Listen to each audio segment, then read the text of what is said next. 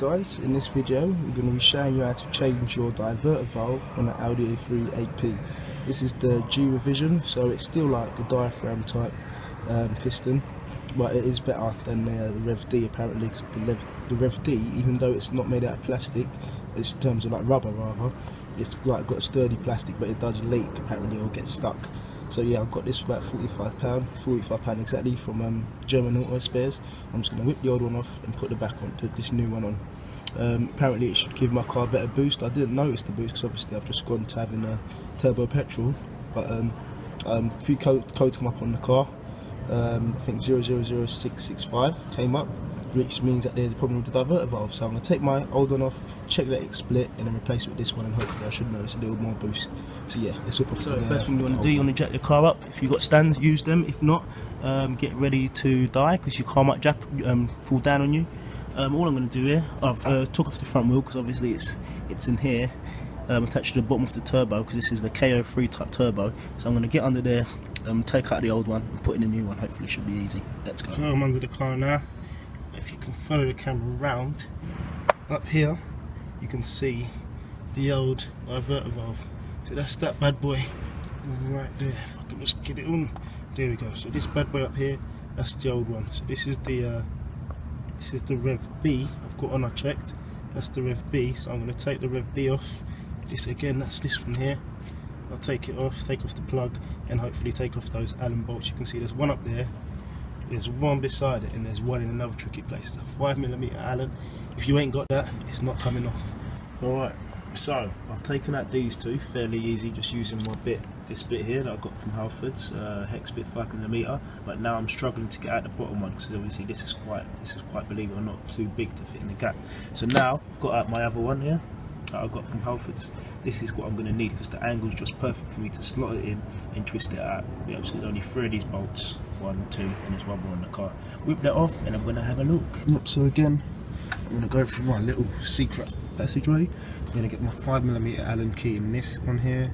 I'm just going to whip it off. It's just that one. That was the one I was talking about, that you need a little key like this to get in. And again, I'm going to need 2 hands, so I'm going to whip it off and I'll just pull it off.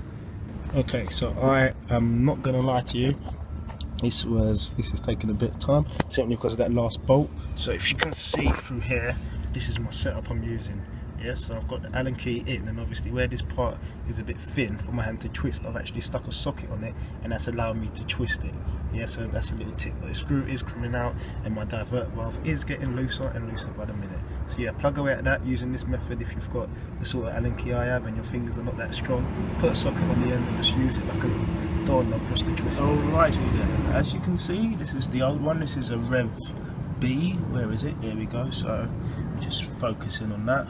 Dirty fingernails, naughty naughty. That's a Rev B, very, very old. And obviously I have the Rev G here, so that's the last number there by the 710.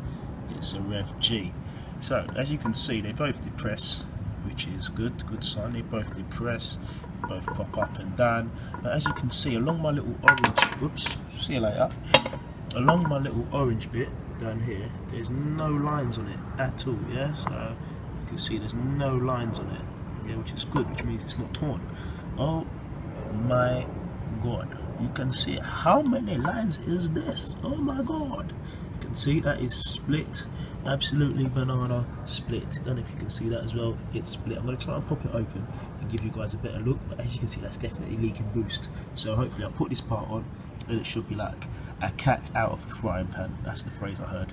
So yeah, oh my god. Alright, so you can see that this part here seems to be absolutely fine. The spring's working and all that. Yeah, it's working. Oh, good.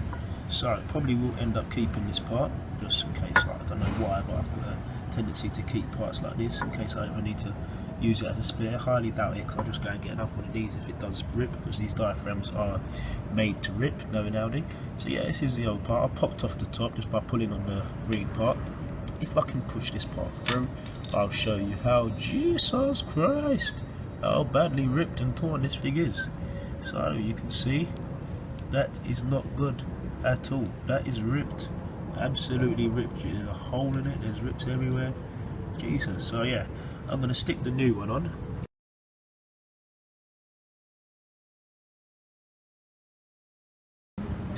So now I've connected every single last bolt. All I need to do now to connect this one, I need to connect this back on and then put on the arch cover, and it's done. So now I'm gonna get the arch cover. Oh, ouch! Get the arch cover, and I'm gonna stick it back. Taking off the arch cover was simple because obviously, as you can see, there was a few screws holding it underneath. So that's one here that was holding it. There was one here underneath. That's one here holding it. One over there holding it. Another one here.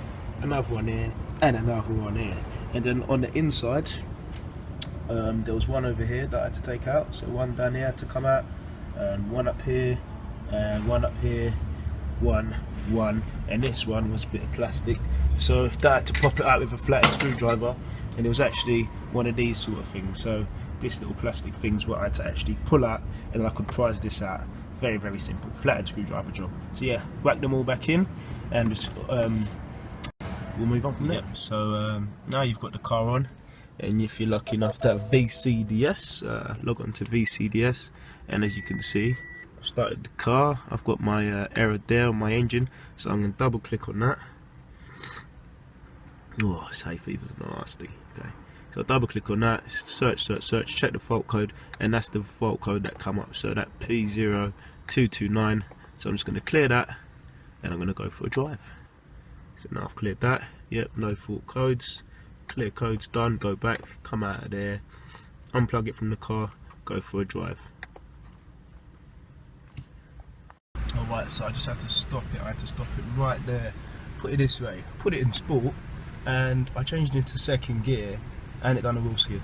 So I think before it didn't do that. So practically, just saying, it definitely did make a difference. Thanks for watching. See you later.